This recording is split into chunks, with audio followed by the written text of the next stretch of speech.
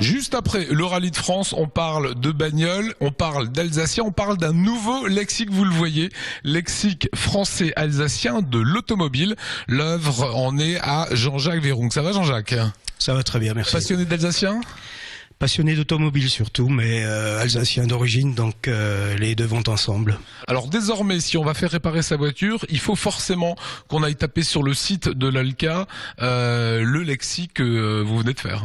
À condition de tomber sur un garagiste ou un mécanicien qui maîtrise encore l'alsacien, ce qui devient de plus en plus rare.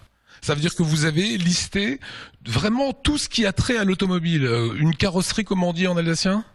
Carrosserie, c'est une traduction, le mot est peut-être pas trop bien choisi, mais c'est une traduction toute simple. Je l'avais vu, hein, avec un grand K. Voilà, oui. Voilà. D'autres mots en alsacien, un pneu. Reife. Voilà, les freins. Bremse, natürlich. Voilà. Qu'est-ce qu'il y a comme mot alsacien concernant la voiture un peu particulier que vous aimez bien? Oh, il y a pas mal de termes techniques qui sont tout à fait particuliers, généralement traduits ou adaptés de l'allemand, puisque la naissance de l'automobile remonte à une époque où en Alsace on faisait partie de l'Empire germanique. Alors il y a des mots un petit peu haut en couleur, Zylinderkopf par exemple, c'est la culasse.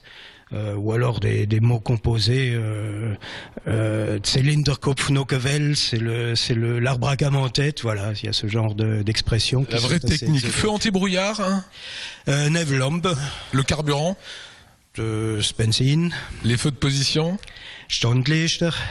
Le pare-brise.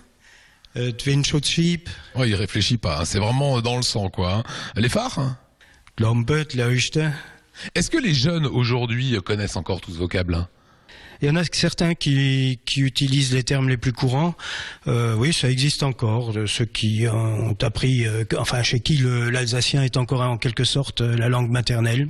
Maintenant, des termes un petit peu plus techniques, il faut aller chercher un petit peu plus loin tout de même.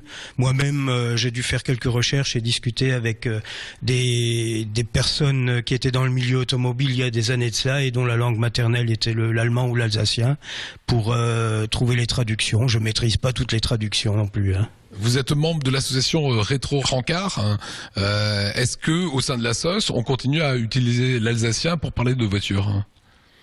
De moins en moins, à mon grand regret, même si nous avons un site internet où nous avons tenté de faire apparaître une traduction en allemand. En alsacien, pardon. C'est encore pas tout à fait abouti, mais bon, on travaille là-dessus et je pense que ça va prendre tournure d'ici quelques mois.